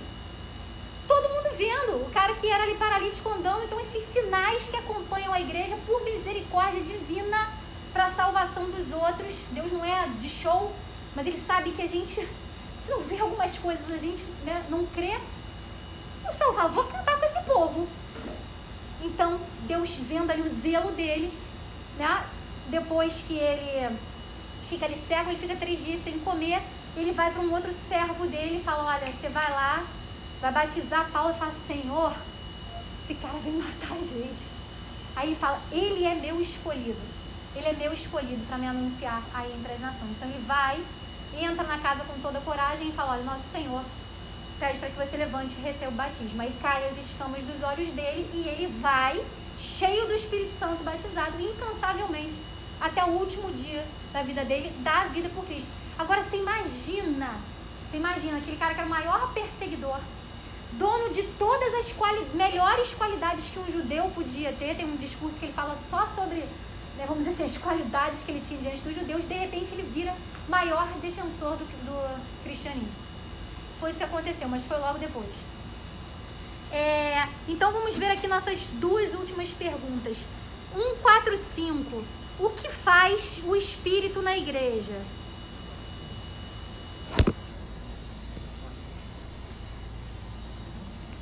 O que faz o Espírito na igreja? O Espírito edifica, anima e santifica a igreja. Espírito de amor, ele dá aos batizados a semelhança divina perdida por causa do pecado e os faz viver em Cristo a vida mesma da Trindade Santa. Manda-os testemunhar a verdade de Cristo e os organiza nas suas mútuas funções, a fim de que todos produzam o fruto do Espírito. Olha só que bonito isso aqui. Ele fala, ok, ele edifica, né? Ou seja, ele constrói a nossa igreja, ele anima a nossa igreja e ele santifica a igreja. Aí depois ele fala aqui, olha só, ele dá aos batizados a semelhança divina perdida por causa do pecado.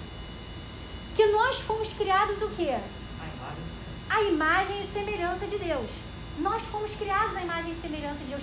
Ou seja, era para quando a gente andar, as pessoas poderem falar: nossa, mas não é mais como São Paulo falou, não sou mais eu que vivo, é Cristo que vive em mim. Né? Nós somos cristãos, outros cristos. Né? Deus criou a gente para que a gente, na nossa casa, no nosso trabalho, né? Onde a gente estivesse, simplesmente a nossa presença transmitisse Cristo. Tipo São Francisco de Assis: irmãos, vamos evangelizar. Se for necessário, a gente fala alguma coisa. Porque simplesmente a presença deles, aquela alegria que nada tirava, nem tristezas, né? Porque não era euforia, era alegria mesmo. Aquilo ali contagiava as pessoas. Então, Deus fez a gente para a gente ser como essas imagens. Tantos santos se converteram diante de imagens de outros santos. Santa Teresa d'Ávila se converteu diante de uma imagem de Cristo atado à cruz, à coluna. Ele está atado à coluna com as cordas, totalmente ensanguentado. Uma imagem, eu tenho aqui. Essa aqui. Ela se converteu diante dessa imagem. Santa Teresa d'Ávila, olhando essa imagem. Não, isso aqui é uma oração de Santa Teresa d'Ávila. E aí, olha o que aconteceu. Ela falou assim: Senhor, mas como te feriram? E ele respondeu a ela: Teresa, quem fez isso a mim foi você com seus pecados. Ai. Então, ela falou que naquele momento ela se converteu. Porque ela ficou tocada. É uma imagem realmente lindíssima, muito bem feita. Deus é o Deus da beleza, é o Deus do belo. E essa imagem belíssima, Teresa se colocou e falou: meu Deus, o que fizeram com você, meu Senhor? Ele falou: quem fez foi você, minha querida. Foi você com os seus pecados. Ele poderia falar para ela: não, Isa, minha querida, foi você que fez isso. Talvez eu me converta. Né? Por quê? Porque ele pegou a conta. Eu costumo dizer, ele pegou a conta, né? Falou assim: meu. Teve o texto que a gente tirou cada espinho do coração de Jesus. Eu não participei, infelizmente. Mas o que acontece? Jesus pegou a nossa conta, né, gente? Chegou lá o acusador, o inimigo, o mauzão, como eu já disse que chama meu filho, e falou: tá aqui a conta do Tiago, fez isso, fez aquilo. Jesus falou: passa pra mim. Aninha, meu querido, fala do Senhor, né, Jesus? Mas olha aqui a listinha dela. Fez isso, fez aquilo, manda pra mim, Jesus. Não, me dá aqui a conta dela. Pegou a conta de todos nós e aí morreu na cruz para pagar. De um jeito que não foi só pregado, foi totalmente flagelado. Os nossos pecados, nossa conta pesou sobre ele, eram os nossos crimes, né? Que ele carregava, como diz Isaías ali na passagem do servo sofredor. Então, por que eu estou falando isso? Já nem sei mais. Espera aí, vamos voltar para cá. Ele está dizendo por quê? Porque o Espírito Santo, ele vem dar aos batizados a semelhança divina perdida por causa do pecado. Por que acontece? Era para a gente ser como essas imagens verdadeiras de outro Cristo. Mas o pecado, ele deforma a gente. Mas vem o quê? Vem o Espírito Santo para restaurar a nossa imagem e semelhança perdida pela nossa vida de pecado. E aí ele vai, né, ali remoldando a gente. Ele vai tirando essas nossas deformidades que o pecado causa em nós. Ele, como água, né, tem uma passagem que diz também, se eu não me engano, é Isaías, que fala, né, que nós somos como o barro nas mãos do oleiro. Deus é o oleiro, nós somos o barro. Ele vai moldando a gente. Só que se não tiver água, o que acontece? Deus fica tentando moldar e a gente está durão. Então tem que ter essa água do Espírito Santo. Quando eu estou molhando as plantinhas lá da minha casa, eu falo: ai, meu Deus do céu, manda seu Espírito Santo sobre mim. Como essa água, porque a gente tem que estar, né, ali dócil, a mão do Pai. E é o Espírito que vem dar pra gente essa docilidade, que vem dar pra gente assim, esse reformatar a nossa imagem e semelhança perdida, nossa imagem e semelhança divina. E depois ele fala que ele nos manda testemunhar a verdade e organiza a igreja nas suas múltiplas funções. Tem gente que nasceu para ser padre, tem gente que nasceu para gerar novos membros para a igreja, se casar. Se o padre casar, coitado, vai ser eternamente frustrado. Se o cara casado tentar ser padre, idem. Cada um tem seu lugar. No corpo, você imagina, se Cristo é a cabeça, nós somos os membros. Se a mão ficasse, o pé ficasse querendo ser mão, a mão querendo ser pé, não dá. Aí não dá, é verdade. Não dá, cada um tem sua função. Diácono permanente pode casar. Diácono permanente pode casar. O transitório está a caminho de ser padre, né? Tem um amigo meu que vai receber o diaconato esse ano, está felicíssimo, primeiro degrau do sacramento da ordem. Tem um quê? Na igreja dos capuchinhos tem um diácono permanente. Sim, os diáconos permanentes ajudam bastante os padres. Eu não sei quem é.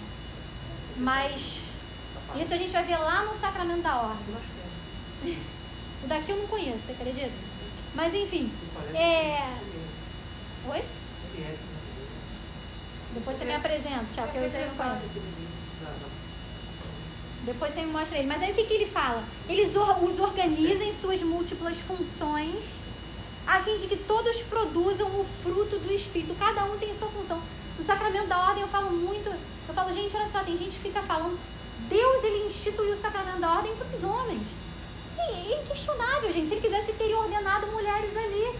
Mas isso não torna a mulher pior. A mulher pode gerar vida dentro dela, gente. Olha que maravilha. E se o homem ficasse querendo gerar vida? Entendeu, gente? Tem certas coisas que cabe a gente ver. Eu falo, olha, se a mulher fosse padre, meu querido, no dia de confissão, tava de TPM, viu um homem dizer que traiu a mulher, ela ia dar na cabeça dele. Não ia perdoar nada. Eu tô brincando, mas assim, Deus, ele tem a sua sabedoria infinita. né? Então, assim, cabe a gente ver que o Espírito vem, como diz aqui, ó, e organiza a igreja em suas mútuas funções, para que todos produzam o fruto do Espírito. Antes de ir para a última pergunta, que graças a Deus aqui dá tempo, é meio-dia, né, gente? Amigo. Eu queria dizer para vocês com certeza vão ver isso melhor quando estudarem o sacramento da confirmação, que é a crisma. Eu não sei, na turma de terça-feira tem gente até que veio para o batismo, tem muitos adultos que vão ser batizados, muitos vieram para a partir da primeira comunhão, mas as nossas turmas aqui são unânimes que todos vão receber a crisma, né?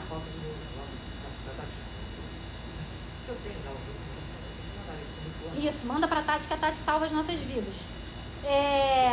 Organiza tudo. O que eu tenho aqui, que vocês viram, né, de super organizada, a Tati, filho, ela é...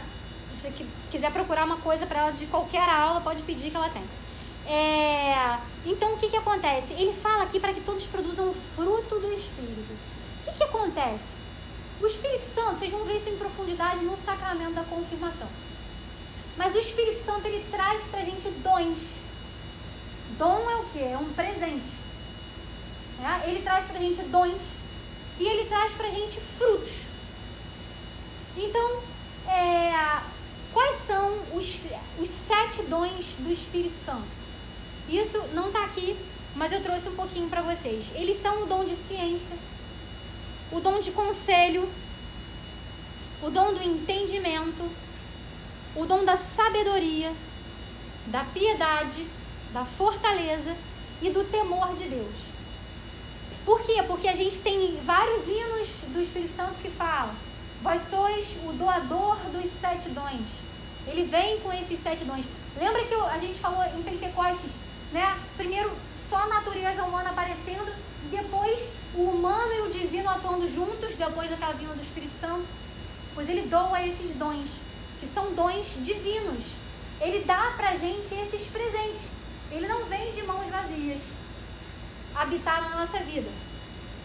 E ele traz também frutos, que ele fala aqui nesse, né, para que produzam o fruto do Espírito. Em Gálatas 5:22, a gente vai ver esses frutos.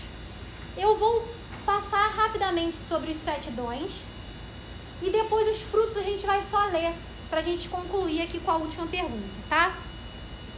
Eu vou pegar minha colinha aqui dos 7 dons, que fala o seguinte: primeiro de tudo, o dom de ciência é o primeiro lugar por sua importância na vida espiritual. O dom da ciência, ele faz com que se substitua a mentalidade mundana, ou seja, meramente humana, pela maneira de ver de Deus. O dom da ciência são os óculos de Deus. Eu uso óculos também, costumo tirar para poder falar e não ficar tímida, mas é como se a gente tivesse a visão turva, né, mundana, deformada, e aí vem o dom da ciência, puff, óculos de Deus. A gente consegue começar a ver pela maneira de Deus. A alma passa a ver as coisas à luz da fé. As pessoas estão falando tanto de ciência, né? Porque a ciência, agora a ciência. Ótimo. A ciência maior que a gente deve ter e pedir e suplicar é o dom de ciência vindo do Espírito Santo, que é a gente ver as coisas através da maneira de ver de Deus. A gente ver as coisas através da luz da fé. E subordina as coisas da terra às coisas do céu. Essa é a verdadeira ciência. A gente coloca as coisas no seu devido lugar. São Paulo, inclusive, que era cheio com certeza do dom de ciência, ele fala que tudo ele tomou por conta de esterco diante, né, das coisas maravilhosas aí da realidade do nosso contato com Deus. Depois, o dom do conselho. Quando alguém pede pra gente um bom conselho, aliás, quando a gente vier pedir um bom conselho, tem inclusive um título de Nossa Senhora, que é Nossa Senhora do Bom Conselho, a Mãe do Bom Conselho, que é sempre cheio do Espírito Santo. A gente deve procurar um amigo que é cheio do Espírito Santo, porque senão ele não vai dar pra gente um bom conselho. Muito pelo contrário, ele vai desviar a gente do bom caminho. Eu conheço uma pessoa que é boníssima, mas infelizmente ela não teve a graça de se encontrar com Cristo. E apesar de ele ser uma das pessoas de maior bondade que eu já conheci na minha vida, volta e meia eu pego ele dando um mau conselho. E eu penso, tá faltando. Eu falo, Jesus é tão bom, Pega ele, porque ele vai ser um grande santo para a igreja, porque ele já nasceu bom. Mas eu pego o volta e meia e dando um conselho, né, de a gente coçar a cabeça e depois ver como é que conserta aquilo. O que ele diz? O dom do conselho aperfeiçoa a virtude da prudência, fazendo com que a alma possa discernir de imediato o que deve e o que não deve fazer. Olha que dom importante.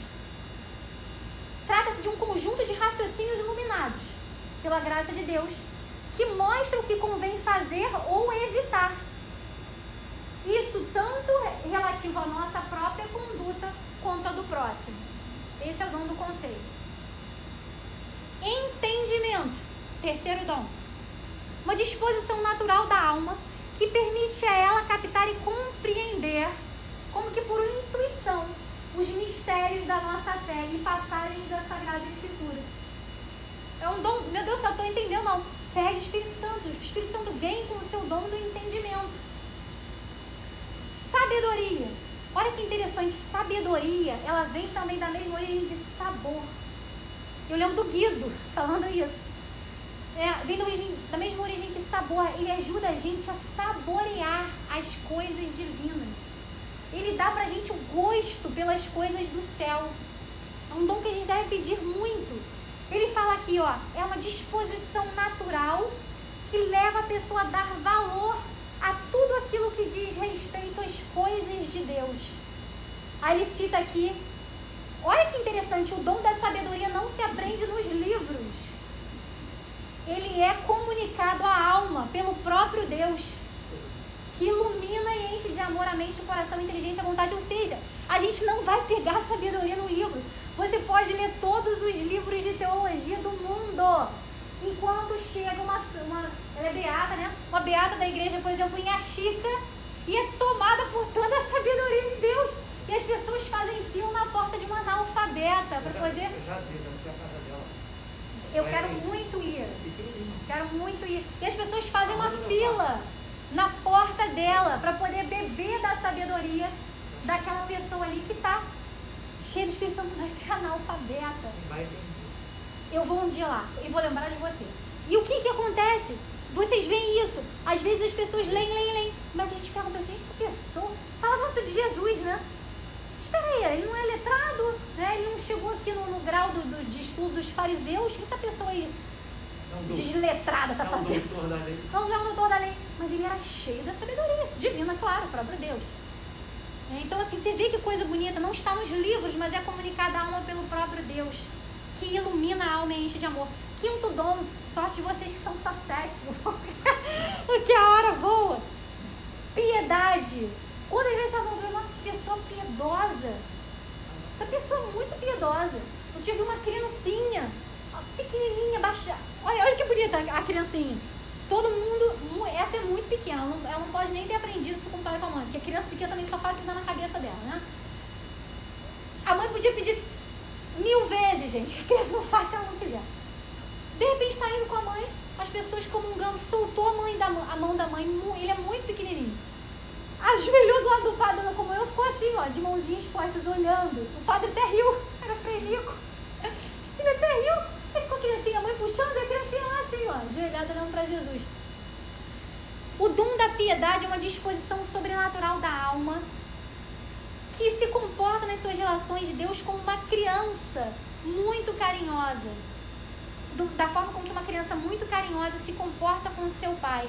Por quem sabe imensamente amada e querida. O piedoso é isso, ele está mergulhado. Ele de repente vê que ele é muito amado por Deus. E ele passa a ter uma vida de oração profunda. Vamos fazer práticas de piedade. O que é isso? São orações. Mas através desse dom a gente faz as nossas práticas de piedade, a nossa oração do terço, a nossa adoração mergulhada no amor de Deus. E se às vezes está faltando gosto na nossa vida pela oração, está faltando esse dom. Só que a gente pode pedir a Ele, né? Porque o Espírito Santo nos foi dado. Sexto, fortaleza. É a capacidade que o Espírito Santo nos dá de viver e suportar as provações. E unir ela às provações de Cristo. No início lá da vida dos cristãos, né? Aí por essa fase aí entre São Paulo, Saulo vendo São Paulo e tudo, o que acontecia? As pessoas se convertiam vendo o modo de ver dos cristãos. Aí diziam assim, gente, Olha só como os homens são sensíveis, como as mulheres são fortes. Não era mulher ali carregando chumbo. Não era mulher, entendeu? Símbolo de feminismo de jeito nenhum, muito pelo contrário. Né? Mulheres ali que mostravam o quê? Que suportavam as provações. Unindo elas às provações de Cristo, eles colocavam tudo em comum. E eles diziam, nossa, essas pessoas são fortes. Elas conseguem passar por situações que nos sucumbem de pé, tipo Nossa Senhora aos pés da cruz, certo? Cheia da fortaleza. Ninguém consegue ficar em pé, gente, numa situação dessa, vendo o próprio filho inocente fazendo uma coisa. Nem se o filho fosse culpado, uma mãe conseguiria. Se não fosse cheio do Espírito Santo, cheia da fortaleza. Então, uma alma totalmente entregue ao Espírito se encontra no dom da fortaleza, uma disposição que a torna capaz de empreender as ações mais difíceis. Tipo Santa Teresa d'Ávila reformando o Carmelo, perseguida por todos os lados e nem um pouco abalada. E de suportar as provas mais duras por amor a Deus e pela glória do seu nome. Não é porque eu sou fortão, é por amor a Deus, passamos por amor a Deus e para a glória dele. Os mártires são um exemplo aí da fortaleza levada ao extremo. Suportaram coisas duríssimas por amor a Deus. Não nego Cristo, não nego, pode levar tudo. Né? São Lourenço ali, grelhado, estavam lá queimando ele na grelha, né? Fogo lá, e eles olhando, São Lourenço sem gritar, sem berrar, sem não sei o quê. Que é isso, Lourenço? Esse lado já queimou. Pode virar. Pode virar. Esse já está queimado. Imagina, gente, já dá nos nervos dos carrascos. Mas é isso, né? Cheios ali do Espírito Santo e testemunhando. E o último dos presentes, o dom do temor de Deus. Uma disposição natural da alma que faz experimentar um imenso respeito por Deus e uma complacência sem limite na sua bondade de Pai. Não é um temor servil, nem medo, mas um temor reverencial. Deus é tão grande, Ele é tão poderoso e nós queremos amá-lo e servi-lo de todo o coração, porque Ele é o nosso tudo. É o dom do temor que faz a gente ver Deus como nosso tudo. É fácil que temor e tudo começa também com T. Tudo. A gente vê Deus como nosso tudo. Como um Deus tão bom, como um Deus tão grande. Perante Ele eu não sou nem uma formiga. Ele se aproxima de mim. Aí tem o Salmo que fala, o Senhor é bondoso, compassivo e carinhoso. A gente vê o Deus do céu através do temor de Deus. Fala que Deus é grande. Ele é muito grande. E mesmo assim, Ele chega tão perto de mim. Como é que pode? Não tem como a gente não ter toda essa reverência, né? Essa explosão de agradecimento que é o temor de Deus.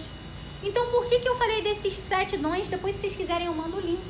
Eu preciso que alguém me lembre em particular, que eu costumo esquecer as coisas. Deus me deu a memória dele toda para as coisas dele, para repetir aí a história do Guido, falar de Nossa Senhora, de resto na memória. Então, se alguém me lembrar, eu mando esse link para vocês, para que vocês possam repassar de uma forma muito simples a gente entender os dons. Por quê? Que o Espírito Santo vem e não vem sozinho. Ele traz pra gente tudo isso que eu falei pra vocês, que são dons, presentes divinos, que ajudam a gente a passar a ter essa vida, né, como os grandes santos da igreja tiveram. Os grandes e os pequenos, os santos. E aí a última pergunta fala pra gente, aí ele fala para que todos produzam o fruto do Espírito. Eu vou pedir pra vocês abrirem em Gálatas 5, 22.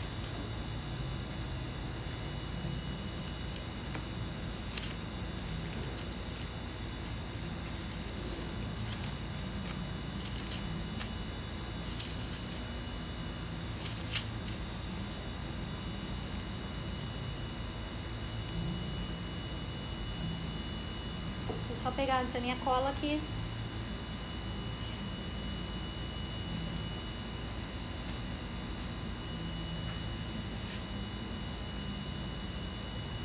Que ele fala o quê, gente? Ele traz esses dons e ele, na nossa vida de graça em graça, ele gera consequências, né? Ele dá frutos.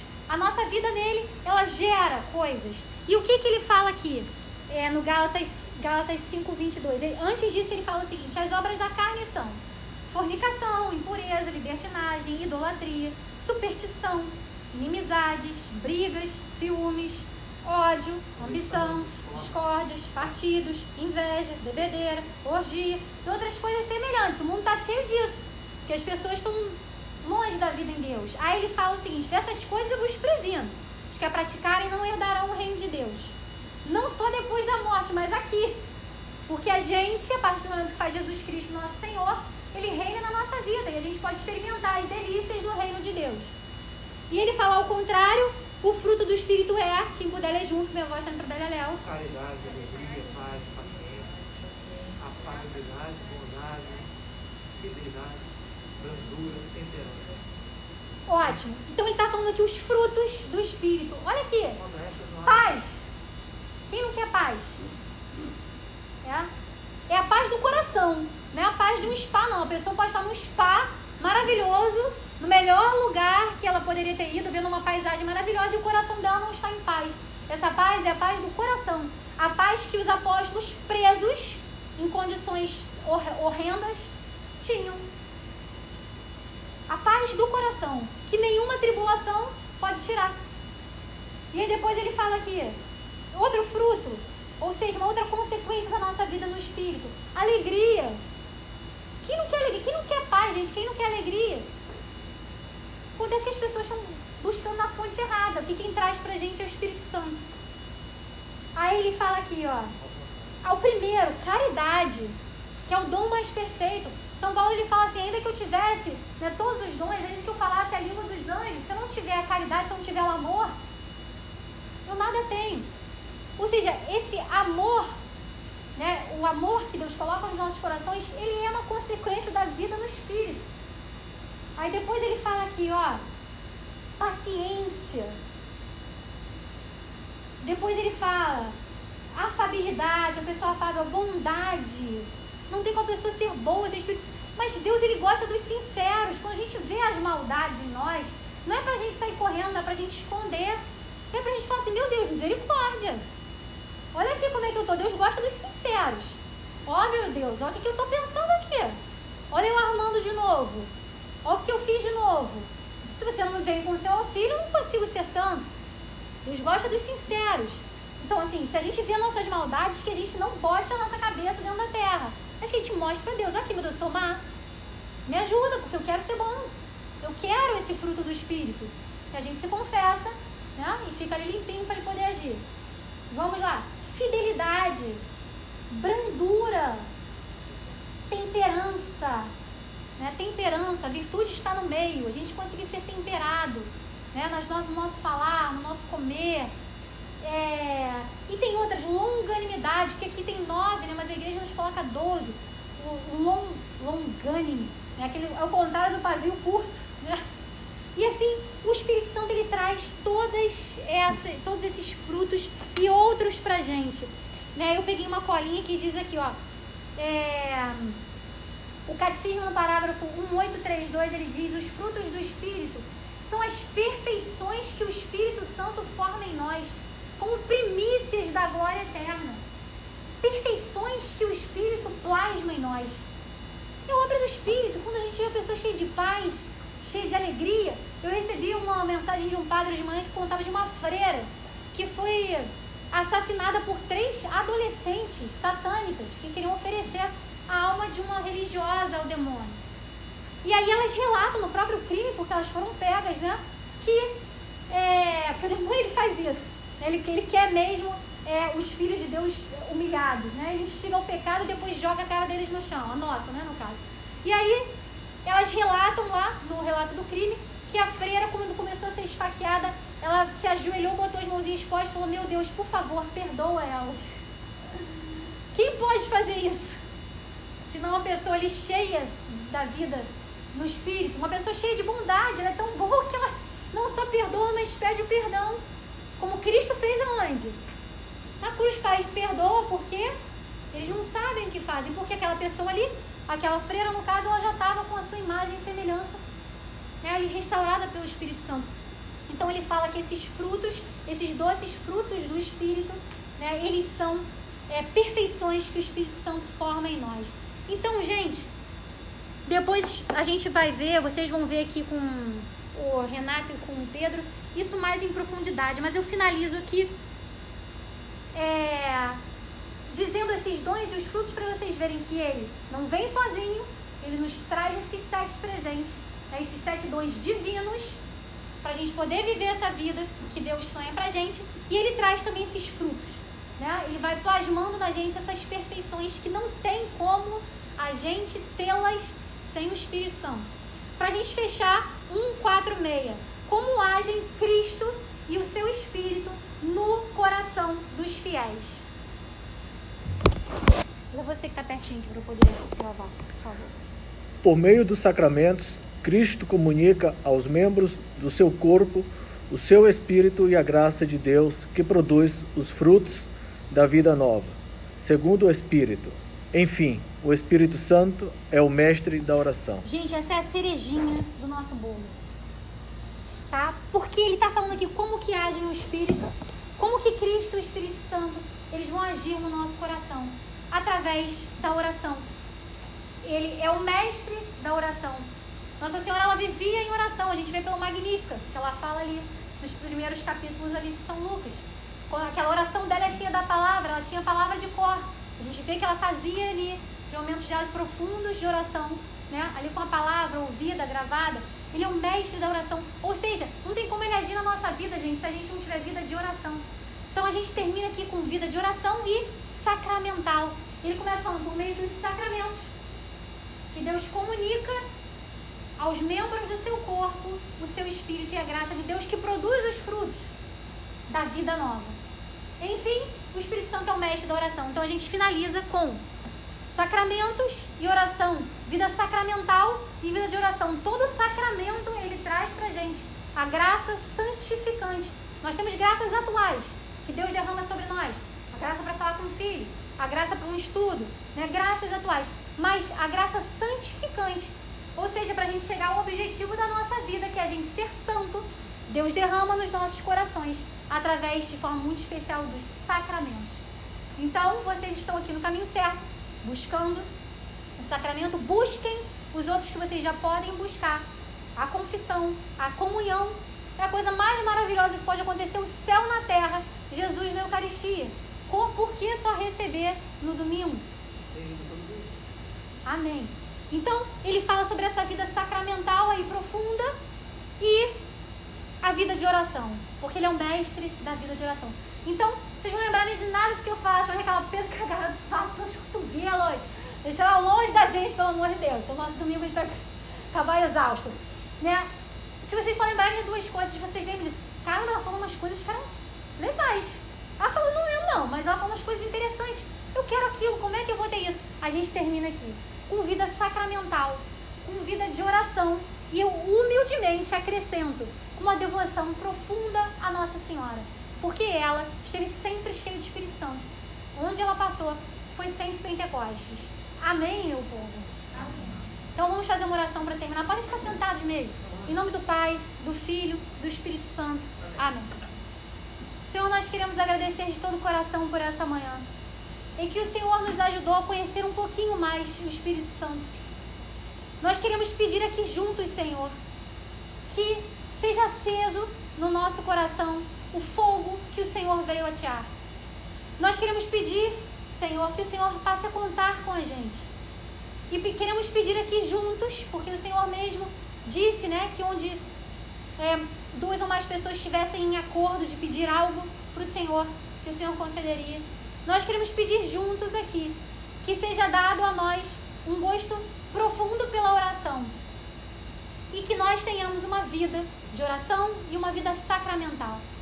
Queremos pedir juntos, em especial, que Nossa Senhora tome a cada um de nós pela mão e nos ajude a viver a vida no Espírito e a cumprir a nossa missão. Salve Rainha, Mãe de Misericórdia, vida, doçura, esperança nossa, salve. A vós bradamos os degredados filhos de Eva, a vós suspiramos, gemendo e chorando neste vale de lágrimas. Eia, pois, advogada nossa, esses vossos olhos misericordiosos a nós volvei. E depois desse desterro, mostrai-nos Jesus. Bendito é o fruto do vosso ventre. Ó clemente, ó piedosa, ó doce sempre Virgem Maria. Rogai por nós, Santa Mãe de Deus, para que sejamos dignos das promessas de Cristo. Amém. Desliga esse trem aí, ó. Se ele ainda tiver bateria.